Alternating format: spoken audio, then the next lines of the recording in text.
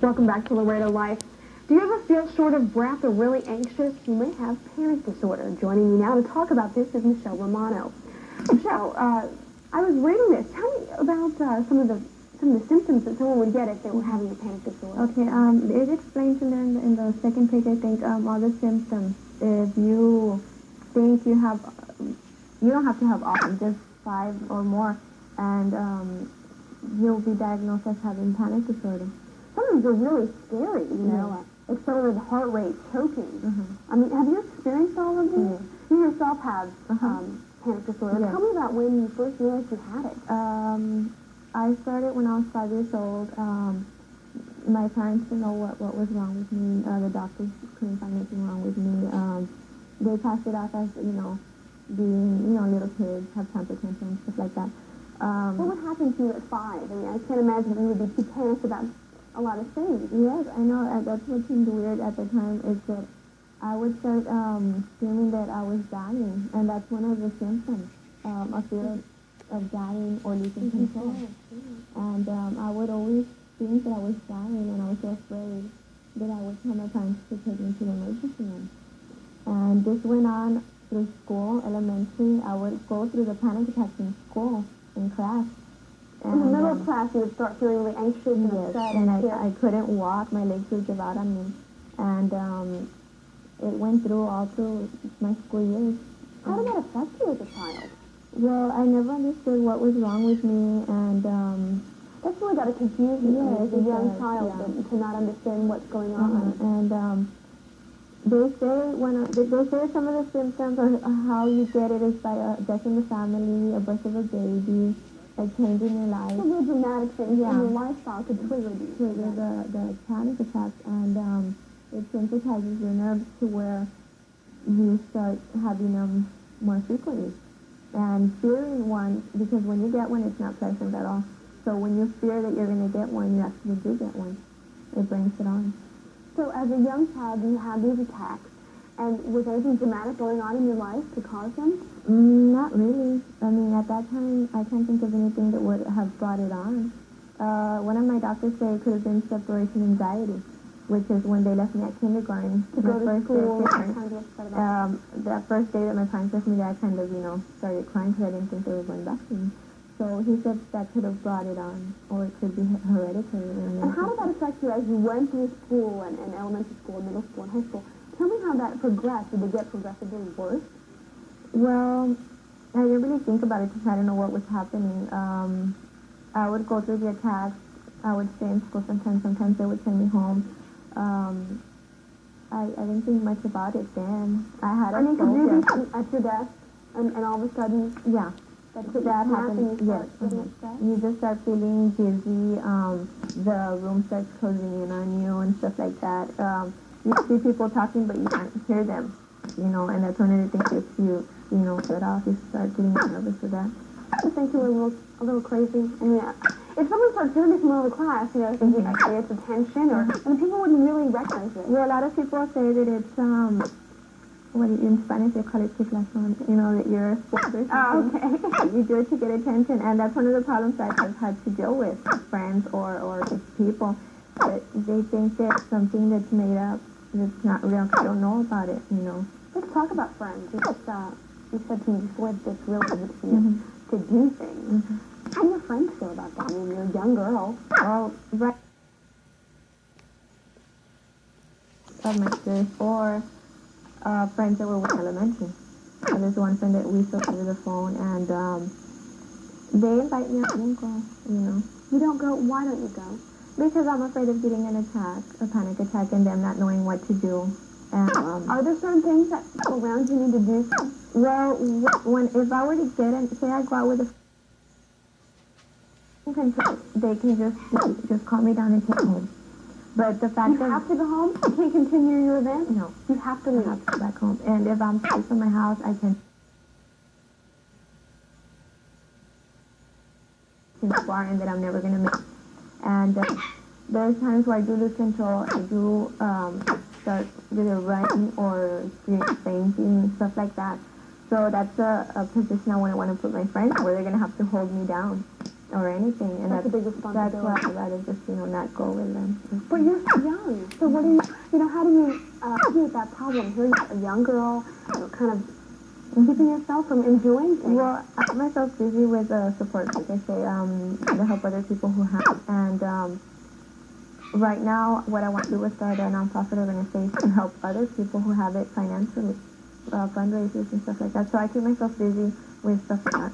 There are no support groups here at No, just the one I had started. Is there a need for it? I think there is, because a lot of people need to talk about it. And how does your son deal with this? Parents really, because they're the ones that are constantly with me. And whenever I have to go do something, they should take me. If they're going to go somewhere, I have to go with them, because I cannot be left alone either at home.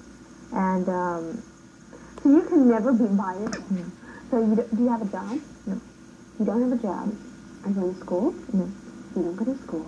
So what does your life then become because of this? I mean, is there any way that you can control it where your life can be better? Well, through the therapy that I'm going through right now, that's trying to get established with the doctor. He's trying to set a goal for me to go to college and eventually after college or right now get a job and be on my own. That's what he's trying to do. Because you can't live alone in your apartment. I can't do none of that, and that's what he wants for me to start getting in the car alone and leaving by myself.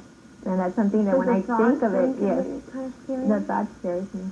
Because I've tried it and I have to go back. I have to go back home. And you have sisters and brothers? No. Or sisters? I have two sisters and a brother. And does anyone else? You did tell me that it was hereditary. It's hereditary. In a lot of cases, it's hereditary.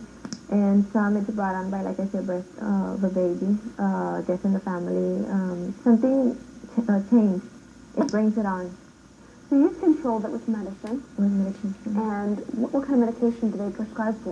Mostly they give you mild tranquilizers, antidepressant pills, and there's this medication that they're starting to give people with panic disorder for epileptics.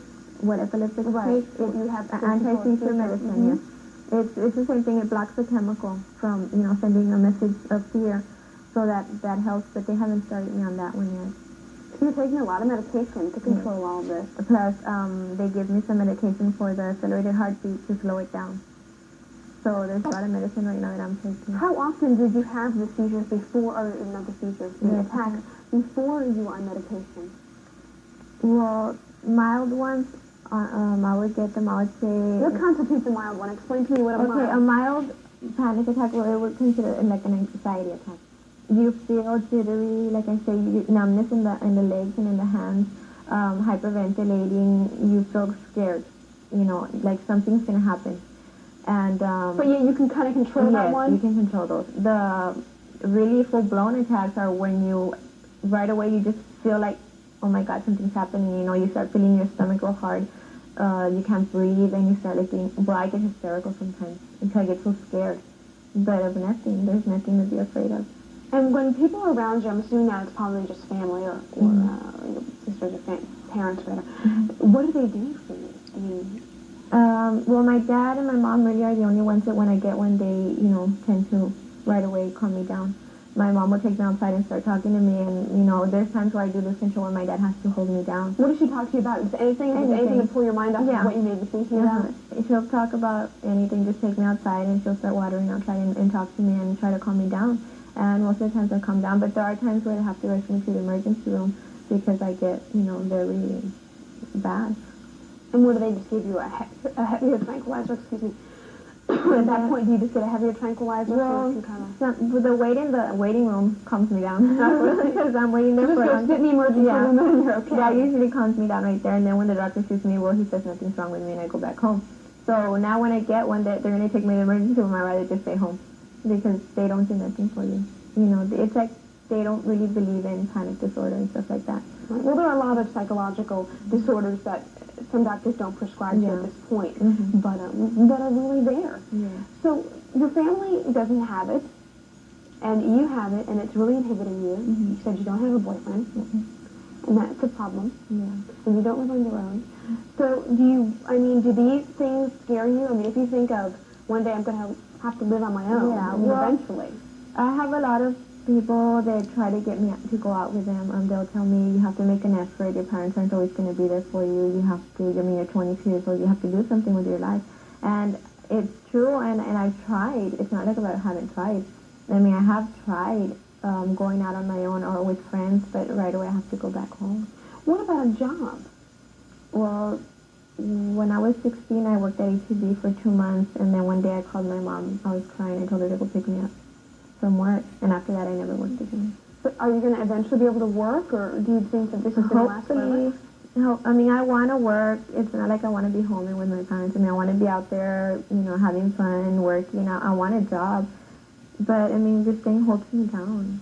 It holds me down. And I could be, headstrong and tell myself I'm going to do it. I want to get out of this already, but it'll drop me back down again. Now, you see a psychiatrist or a psychologist? Mm-hmm. Okay. Does he tell you that you can overcome this? I mean, yes. Is it a mind over matter issue? Yes, it is, because a lot of people have been in my situation right now where they're homebound. It's called agoraphobia. Mm-hmm. It's the fear of leaving your home. They've been in my place, and they're over it already, And most of the people from the support group, like they say, the reason they think they passed that point where they're homebound is because they have children or family that they're the ones that have to run the household, right. And they know they have a choice to. At that yeah, point. they have to do it. And in my situation, I don't have kids, I don't have a boyfriend, I'm not married or anything. So there's nothing to really get me motivated to do it, to actually get over it.